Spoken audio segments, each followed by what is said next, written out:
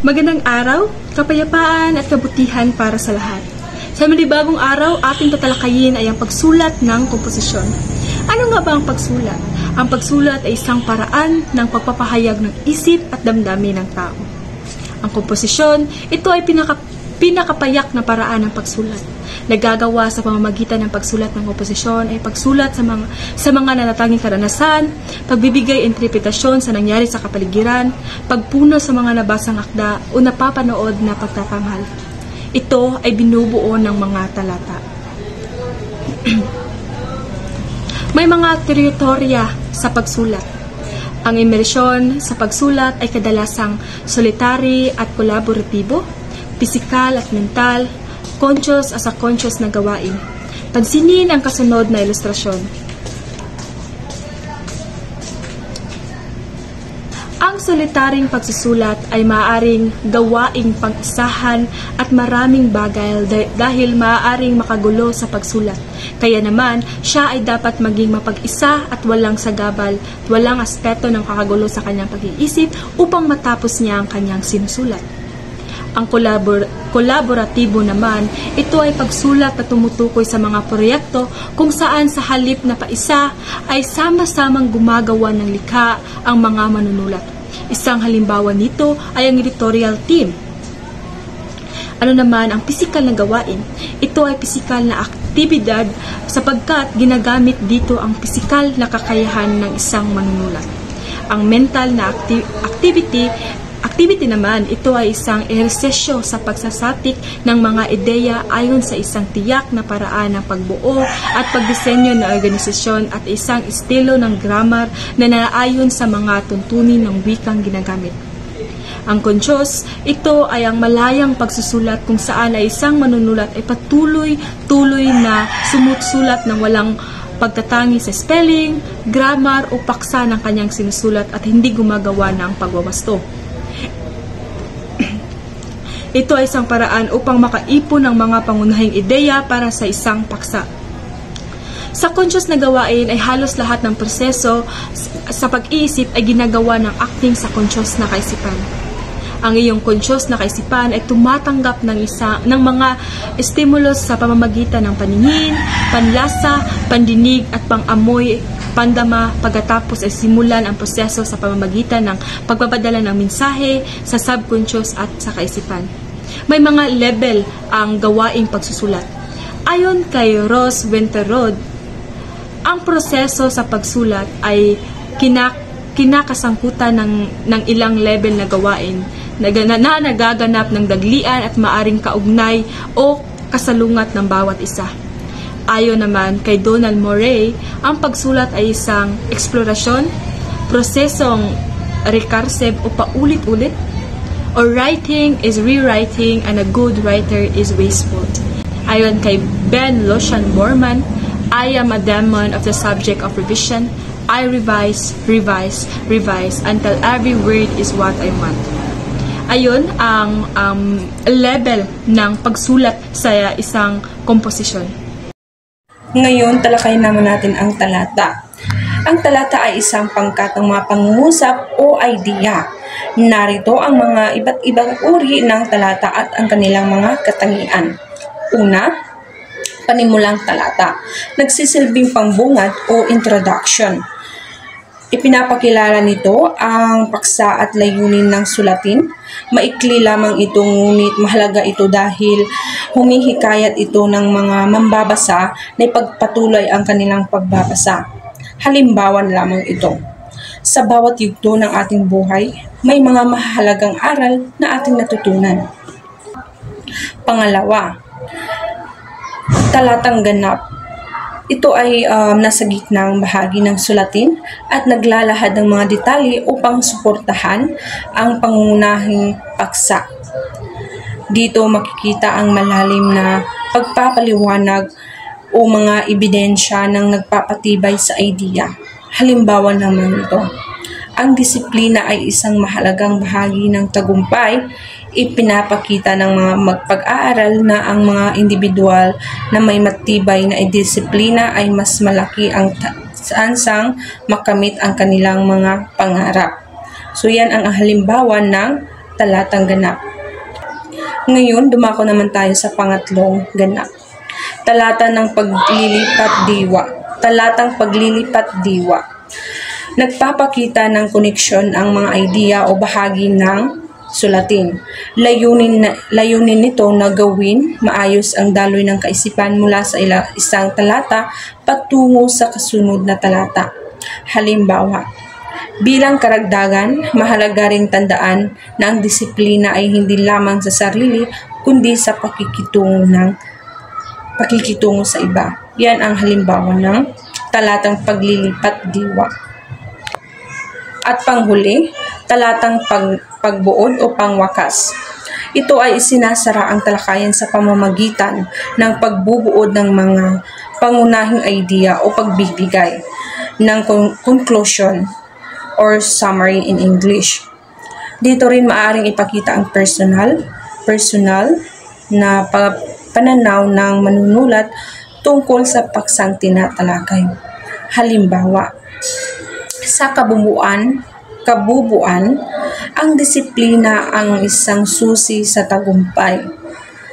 Kung kaya't ang pagsasanay sa sarili at pagtuon sa mga layunin ay napakamahalaga upang makamit ang inaasam na mga mithin. Sa kabubuan, ang mga tamang pagkakabuo ng talata ay mahalaga upang maging epektibo at kapani-paniwala ang anumang uri ng sulatin ng ating sinusulat. Mga katangian ng mabuting talata. Upang maging epektibo ang isang talata bilang bahagi ng isang komposisyon, kailangang taglayin ang mga sumusunod na katangian. Ang unang katangian ng mabuting talata ay may isang paksang diwa. Ano nga ba ang paksang diwa? Ang paksang diwa ay ang pangunahing tema ng isang kwento o kung anumang panitikan nito. Ito ang madalas na itinalakay, inilarawan sa isang kasulatan. Nakapaloob ang kabuuan ng tema at kahulugan ng isang kwento. Nagtataglay ng isa lamang paksang pangungusap o pagsasaad ng buod na nilalaman sa pangungusap. Ito ay nagsisiping patnubay upang hindi manihis sa paksa ng talata ang mga pangungusap na nakapaloob sa talata at maiwasan ang mga pagpasok ng mga bagay na hindi kailangan sa talata. So, maaaring makita ang paksang pangungusap sa iba't ibang bahagi ng talata. Madalas ito inilalagay sa unang bahagi, sa panghuling bahagi at paminsan-minsan naman ay nasa gitnang bahagi ng talata. Ang anyong paksang pangungusap ay patanong at paturol. Pangungusap ito na nagbubuod o naglalahad. Halimbawa, nasa unang bahagi ang paksang pangungusap. Ang pangalawang katangian naman ay kaisahan ng diwa. Masasabing may kaisahan ang diwa ang isang talata kapag ang bawat pangungusap ay nauugnay sa paksang pangungusap. Halimbawa, lahat ng kasunod sa halimbawa ng pangungusap sa paksang diwa ay may kaugnayan sa pagiging politiko ni Quezon.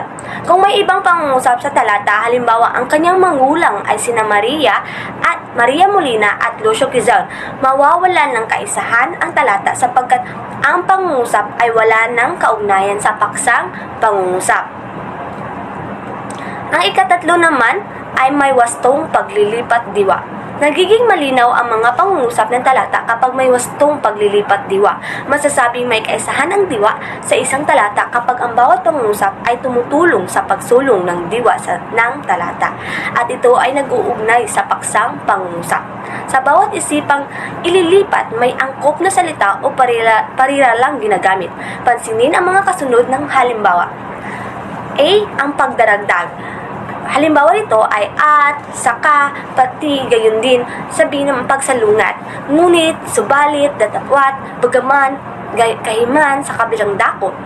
Pagkahambing, katulad ng, kawangis ng, animoy, anake, sa di naman ay pagbubuod. Sa madaling sabi, kaya nga, at sa i naman ay pagkukonklud. Sa makatwid, kung gayon. Yan lamang mga halimbawa sa mga parilalang ginagamit. at ang mga panghuling katangian ay may kaayusan.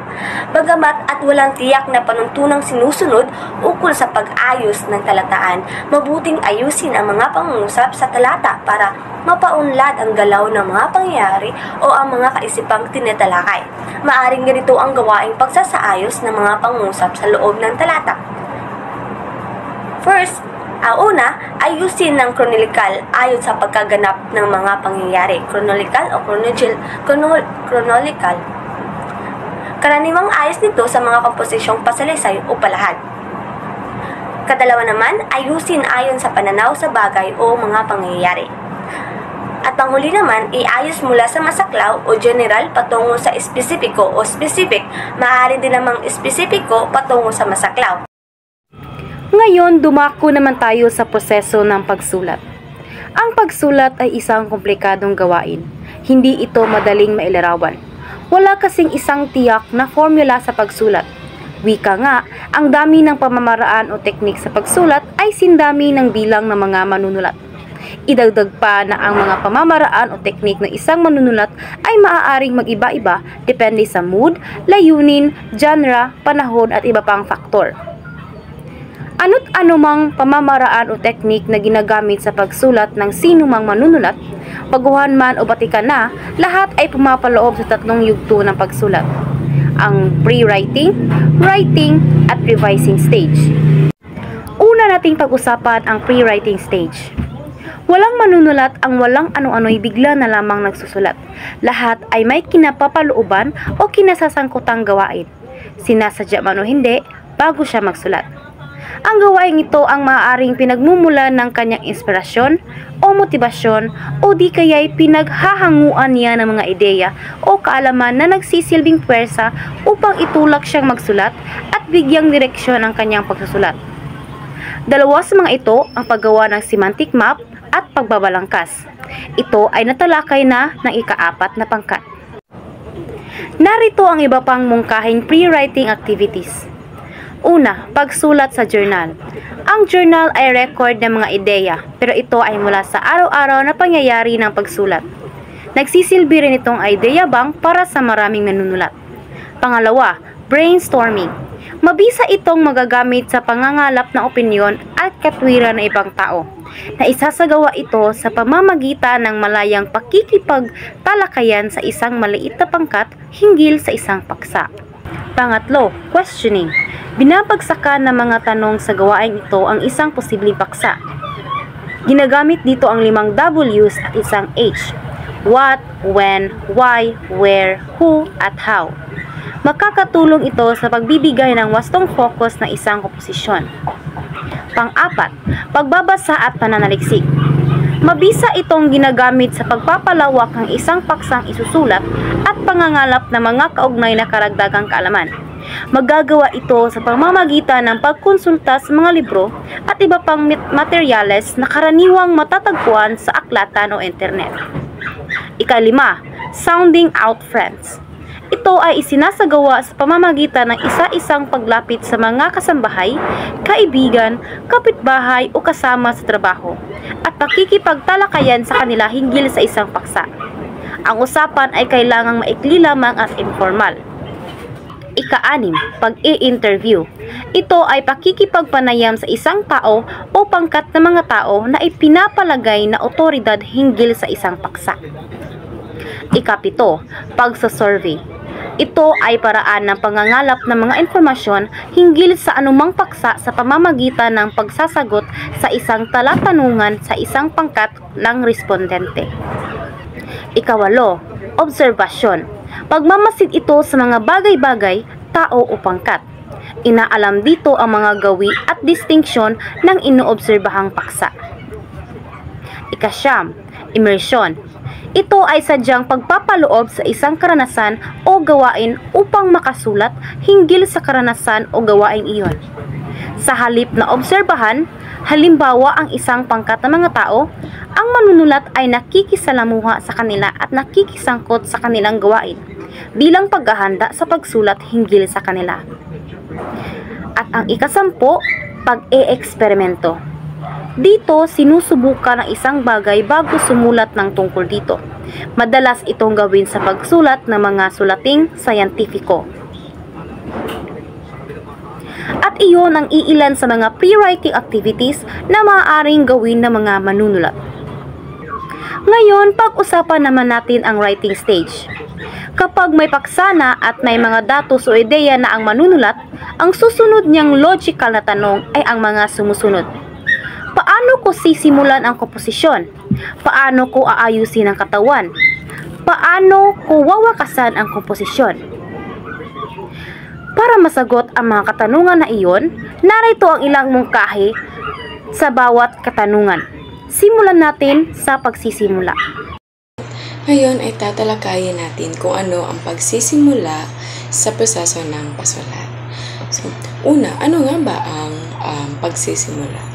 Sa una pa lang ng ating mga pagsusulat o ng ating talata ay dapat nang makuha ang interes o atensyon at kawilihan ng ating mambabasa. Kaya narito po ang ilang mga pwede nating gawin para maging para magkaroon ng para ang ating mambabasa ay magkaroon ng atensyon at magkaroon ng interes sa ating mga sulat. So una ay gumamit na isa o serye ng mga tanong rhetorical. Isa ito sa napaka-importante dahil sa pamamagitan ng pagtatanong, dito natin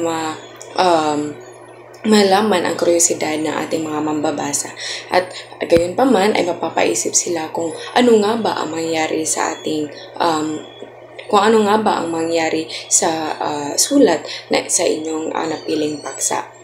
At nakita niyo naman sa halimbawa ay ang una pa lang ng kanyang tanong ay ano nga ba ang wika? Bakit dapat nating liwanagin ang nauukol dito? So sa ganong tanong pa lamang ay mapaisip na ang mambabasa nga ano nga ba ang ating wika? Susunod naman ay gumamit ng isang pangungusap na sukat makatawag pansin.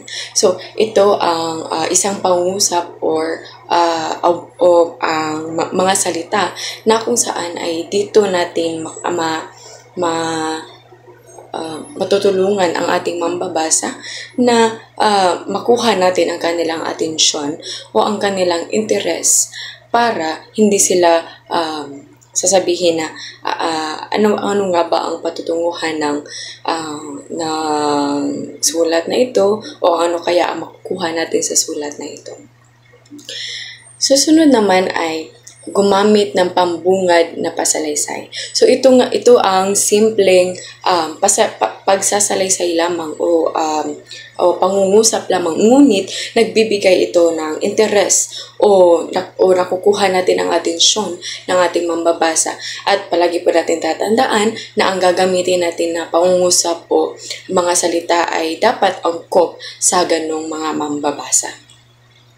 Pang-apat naman ay ang gumamit ng salitaan. So gumamit tayo ng salitaan dahil nakatulong din ito na para mabigyan natin ang ating mga mambabasa na kung ano nga ba ang salitang yan o ang kanilang kuryosidad ay magbibigay sa atin na kung ano nga ba ang ibig sabihin ng sulat na ito. Sunod naman, ang panglima ay gumamit ng isang sipi.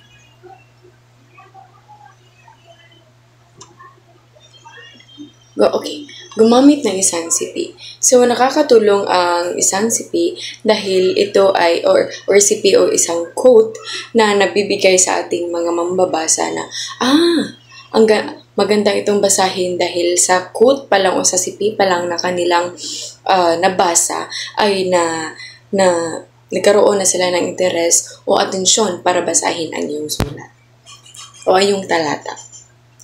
Pang-anim naman ay banggitin ang kasaysayan o mga pangyayari na sa likuran ng isang paksa. Napaka-importante nito dahil lalo na sa mga mambabasa na mahilig sa sa history dahil makakaukay or kuan ito sa kanilang isipan na ang inyong binigay ng ay inyong napiling paksa ay may relasyon sa ganong ang pangyayari o sa kasaysayan sa inyong napiling paksa. Pangpito naman ay tahasang ipaliwanag ang suliraning ipaliliwanag. So, ito lang ay sa una pa lang na bahagi ng inyong sulat ay dapat na ibigay niyo na kung ano ang problema. Ngunit hindi niyo lamang ibigay ang lahat. Ibigay niyo lamang kung ano ang problema at ipaliwanag niyo kung paano ito masusolusyonan. Pero hindi yung buo dahil doon na niyo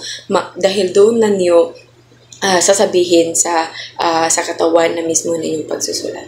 So, bigyan niyo lamang sila ng yung kumbaga sa English pa, you leave them hanging para maging para ang kanilang kuryosidad ay ma-maintain at babasahin nila hanggang dulo. Sunod naman ay gumamit ng salawikain o kawikaan.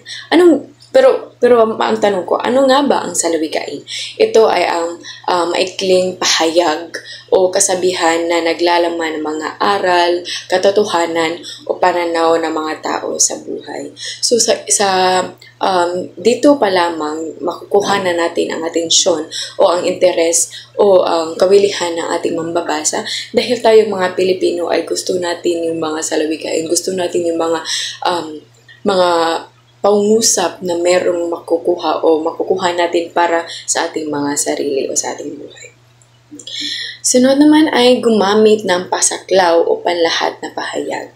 So, sa una pa lang ng iyong pangungusap, kailangan na niyong sabihin yung general na kung ano talaga ang punto ng iyong sulat o ng iyong talata.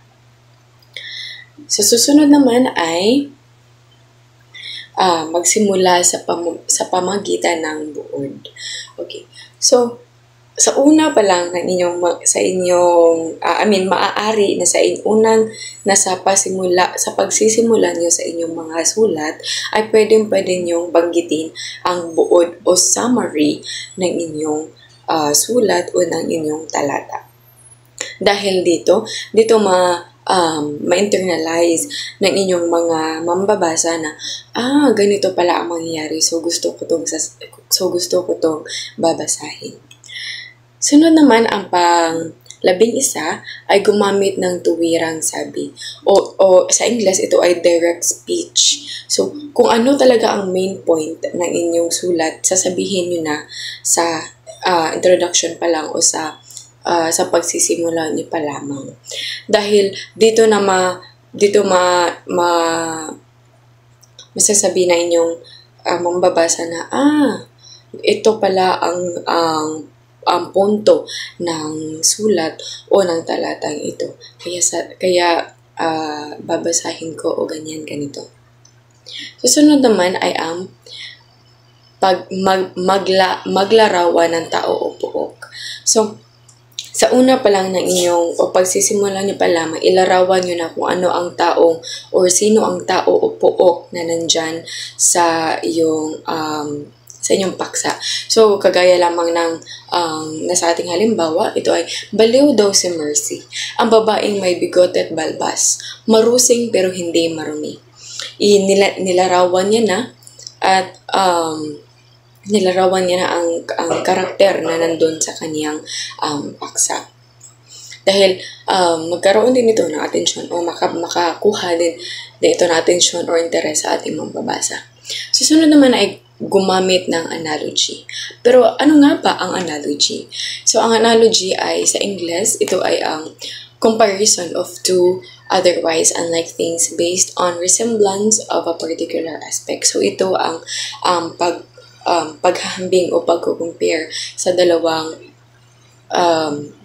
gaya na lamang ng halimbawa na nasa itaas, ang buhay ay gulong, umiikot, mabilis, mabagal, pumapailalim, pumapaibabaw. At meron pa din akong isang halimbawa gaya ng ang buhay ay parang roller coaster. Ito ay umiikot, umaandar, at umiikot ito merong pababa, merong merong pataas, pababa, ganyan. Like, yung kung ano ang inyong paksa ay inihahambing nyo ito sa bagay na may relasyon o may kaunting koneksyon sa inyong paksa. At ang panghuli naman ay gumamit ng isang makatatawag ng kuryosidad. So, dito na natin dapat nating hanapin talaga natin ang kuryosidad ng ating mambabasa. Dito natin maano kung ang ilang kapasidad na kung ano talaga ilang interes o atensyon o paano natin makuha ang kawilihan ng ating mambabasa. So, gaya lamang ng halimbawa na luha, salitang may 4 na titik lamang datapwat naglalaman ng 1,000 kahulugan. So, yun lamang po ang maaari nating or pwede nating gamitin para maging maganda ang pagsimula sa pagsusulat natin o paggagawa ng talata para makuha natin ang atensyon, ang interes at kawilihan ng ating mambabasa. Ngayon naman ay dumako tayo sa pagsasaayos ng katawan. May iba't ibang paraang maaaring gamitin sa paghahanay ng mga kaisipan alinsunod sa paksa, layunin at pinag-uukulan. So, ang pagsasaayos ng katawan ay isa sa pinaka-importante dahil dito natin malalaman kung ano talaga ang punto ng ating sulat o kung ano talaga ang nais na iparating sa ating mambabasa. Kaya meron tayo ditong 7 na pwede nating o na dapat nating gawin para magkaroon tayo ng magandang pagsasaayos ng katawan. Una ay iayos ang mga datos ng pag-chronological. Ano nga ba ang pag-chronological? Ito ang pagsasaayos according to the order of time. So, ang dapat na ang ating mga datos ay maganda ang pagkakasunod at meron talaga siyang order of time.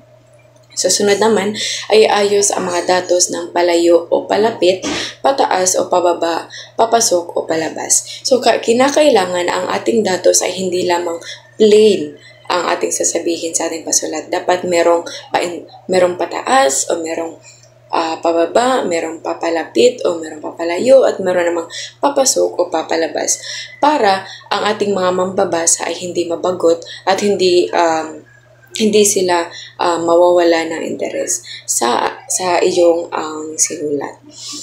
Pangatlo naman ay iayos ang mga datos ng pasahol. Pero ano nga ba ang pasahol? Ito ay ang detailed. Dapat ang ating datos ay detalyado talaga. Kung kinakailangan, dapat ilagay natin ang oras, ang petsa, ang lugar, o kung ano ang mga kung ano ang mga importanteng nangyayari o ano ang importanteng mga detalye sa inyong sulat. Pang-apat naman ay ayos ang mga datos ng pasaklaw. So, ang pasaklaw in English ay ito ay sa English na ibig sabihin ay ito ay in a way that causes a particular set of facts or ideas to form a general principle. So, ito ang mga katotohanan o ito ang mga katotohanan. So, dapat na ang ating mga datos ay naglalaman ito ng katotohanan at dapat ito generalized na meron na lahat na kung dapat pa nga sa ating mga datos ay dapat nga itong tama, dapat nga itong generalized na nandyan na ang lahat. At ang panglima naman ay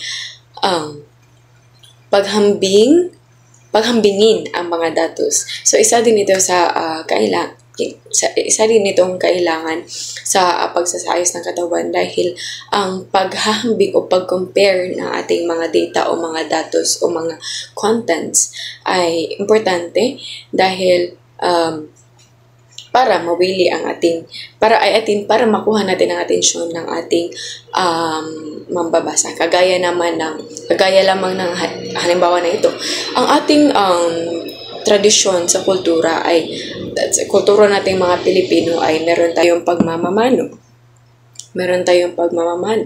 At wala ito sa ibang bansa. Like, inahambing natin ang ating kultura sa iba para makuha natin para madagdagan ang atensyon o interes ng ating mambabasa. At ang pang-anim naman ay isa-isahin ang mga datos. So, kinakailangan na isa-isahin natin ang ating mga datos pamagitan ng maaring panumero o pa-bullets o like pa-arrow. Basta ilagay natin lahat ng mga detalye, mga datos or kinakailangan pa nga na pasahol na paglagay ng datos like number 1, ganito, or bullet o ng bullet, ganito. At ang panghuli naman sa pagsasaayos ng katawan ay ang suriin ang mga datos. Isa ito sa pinaka-importante na i-analyze natin ang ating mga data or i-analyze natin suriin natin ang mga datos dahil sa pamamagitan nito, dito natin malaman na sumusobra na pala ito o kunin natin ito o kung ano pa ba ang dapat na idaragdag sa ating sulat para magkaroon ng buhay ang ating pagsusulat. So yun lamang po ang dapat na gagawin natin sa pagsasaayos ng katawan. At dumako tayo ay maraming salamat sa inyong pakikinig at dumako na tayo sa kung paano ang pagwawakas sa proseso ng pasulat. Okay, sunod naman ay ang pagsulat ng pagwawakas.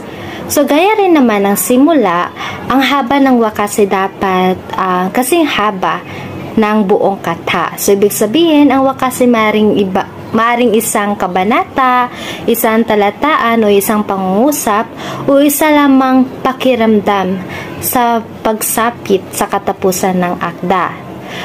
So ngayon, aking itatalakay ang mga iba't ibang paraan ng pagbuo ng wakas o pangwakas ng inyong isusulat.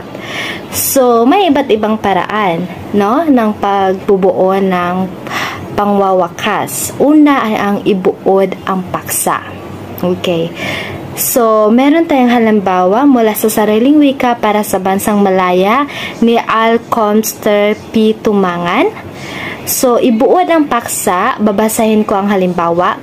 So, alam kong marami ang bundok na mga problemang kailangan nating sumpanin upang maging ganap sa katotohanan ang bagay na ito. Kaya ngayon, bukod sa ating sama-samang pagsisikap, magkaisa rin tayong manalangin na ang sariling wika na nating gamitin sa ating lipunan, paaralan at gobyerno upang ganap na tayong lumaya sa wika, sa isip at sa pagkatao. So, ano ang napapansin nyo? So, sa ibuod ng paksa, ito ay nangangahulugang nagbibigay ng isang maikling buod o pangkalahatang ideya ng isang paksa o teksto. Okay. Pangalawa naman ay ang mag-iwan ng isa o ilang tanong. Okay, so ang halimbawa dito ay mula sa Ang Kaugnayan ng Wika sa Bayan ni Rolando A. Bernales. Okay. So, babasahin ko ang halimbawa, ang pagkakaisa, kalayaan, kaunlaran. Mawawala ang lahat ng iyan kung mawawala ang sariling wika. Ngayon, pababayaan mo bang maglaho ang ating sariling wika? Pababayaan mo ba? So, ang mga tanong na ito ay maaaring mag-iwan ng isang pakiramdam ng pag-iisip sa mambabasa at magbibigay ng pagkakataon sa kanila na mag-isip tungkol sa kahulugan ng iyong sinulat. So, alin ba dito ang tanong na ginagamit? So, tama, ang pababayaan mo bang maglaho ang ating sariling wika? Pababayaan mo ba? Okay. Pangatlo naman ay ang mag-iwan ng hamon. So, mula sa halimbawa, mula sa mamamayan ang magpapasya ni Rolando A. Bernales. So, dito mababasa natin na ngayon tayo ay magpapasya. Ngayon ang panahon ng pagkikilahok. So, ang hamon, ang mga hamon na ito ay maaaring mag-udyok na mababasa na mag-isip ng malalim tungkol sa sinulat mong komposisyon or katha. So, dito sa halimbawa, ang nagpapakita ng hamon na pangungusap ay ngayon, tayo ay magpapasya. Ngayon ang panahon ng pagkikilahok. Tama? Okay. So, pang-apat naman ay bumuo ng konklusyon. Ito ay common na ginagamit sa pagbuo ng pangwakas na pagsusulat. Tama? So, kadalasan makikita natin sa konklusyon.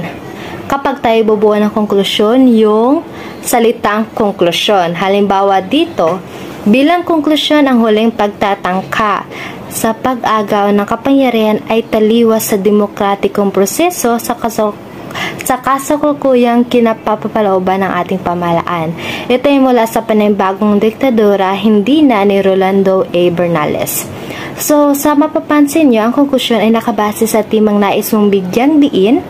Ang konklusyon ay dapat nagbibigyan ng pagtatapos ng iyong sinulat. So, dito makikita ang pangkalahatan ng iyong sinulat. Okay. So, dadako naman tayo sa panglima. Okay, sa panglima naman ay ang gumawa ng prediction. So, mula sa halimbawa na ang kabataan sa pagbuo ng bansa ni Alcomstar P. Tumangan. So, babasahin ko ang halimbawa. Sa panahon ngayon, sa panahong iyon, magkakahawak kamay nating haharapin ng buong tatag at walang anino at takot at pangamba ang ngayon at ang kinabukasan ng ating bansa. At natitiyak ko sa tulong ng ating dakilang lumikha, makakabuo tayo ng isang bansa, isang Pilipinas na dakila, masagana at kaiga-igayang panahanan.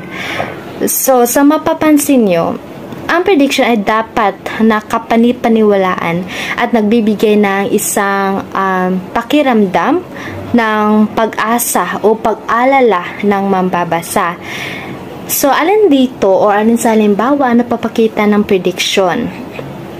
Okay, so dito sa salitang at natitiyak ko sa tulong na ating dakilang lumikha, makakabubuo tayo ng isang bansa, isang Pilipinas dakila, masagana at kaiga-igayang panahonan. Tama?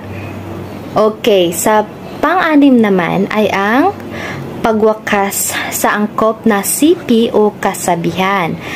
So, ito ay kadalasan din ginagamit. So, ang halimbawa dito na ginagamit na sipi o kasabihan ni Shakespeare. So, ika nga ni Shakespeare, the fault there, Brutus, is not in our stars but in ourselves. Okay, ano bang ibig sabihin nito?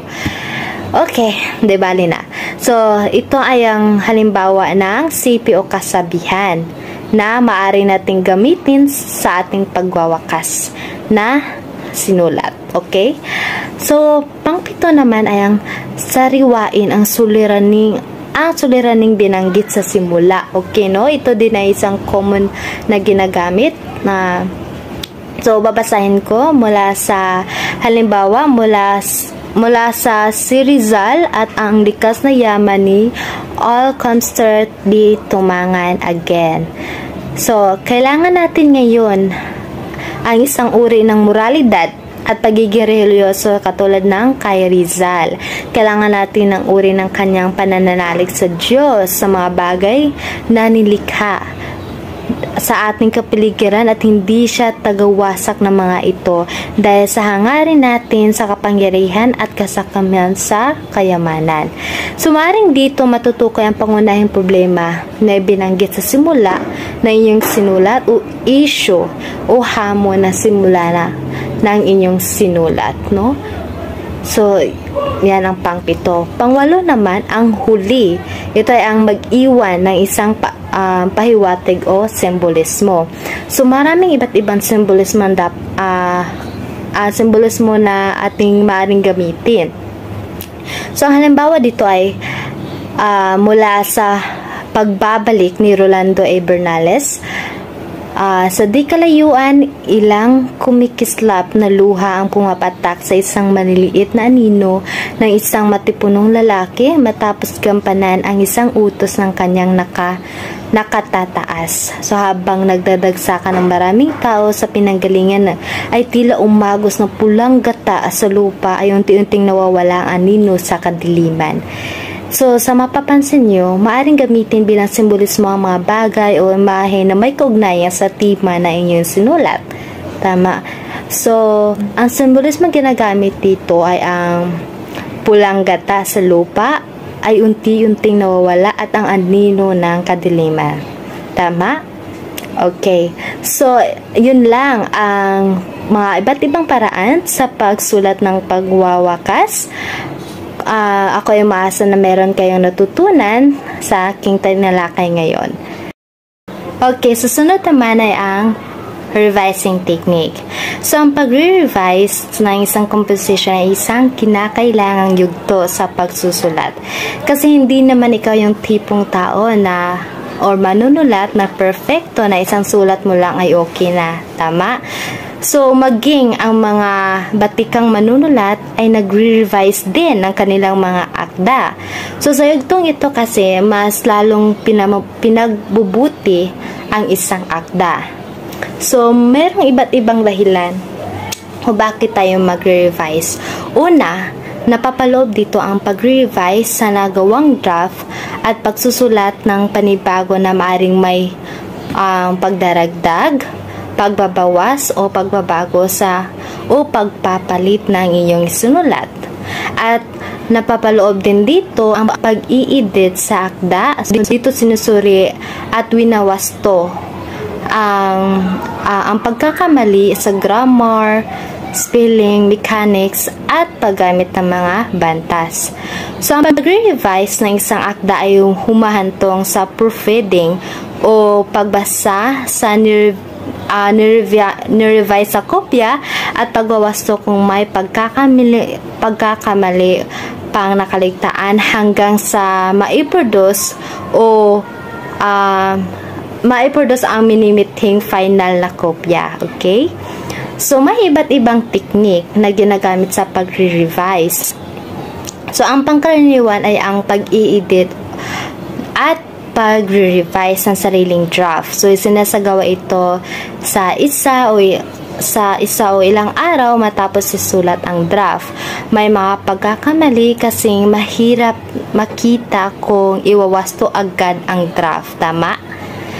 Ang isa pang technique na maya ang per editing. So, maaaring ipabasa sa mga klase o mga kaibigan mo ang draft na inyong naggawa upang ipa-edit o ipa-critic sa kanila kasi sa mapapansin nyo, mas napapansin yung kamalian na yung pagsusulat sa ibang tao kaysa sa'yo kahit na paulit-ulit nitong binabasa. Tama? So, ito ay isang epektibo ding technique sa pag-revise ng inyong sinulat. At pangatlo naman ay ang professional editing naman. Ito ay pag-edit ng draft sa mga professional tulad ng mga editor at guro. So, ito ay epektibo din. So, sa per-editing at professional editing, ang isang manunulat ay kailangang maging bukas sa mga pagwawasto, puna at mungkahi upang lalo pang ma-develop ang kanyang kakayahan sa pagsusulat. Okay, so again, ang mga iba't ibang paraan o pag-revise na ginagamit ay ang pag-i-edit, per-editing, at professional editing. So, at yun lang, at ako ay mahasang meron kayong natutunan. Salamat!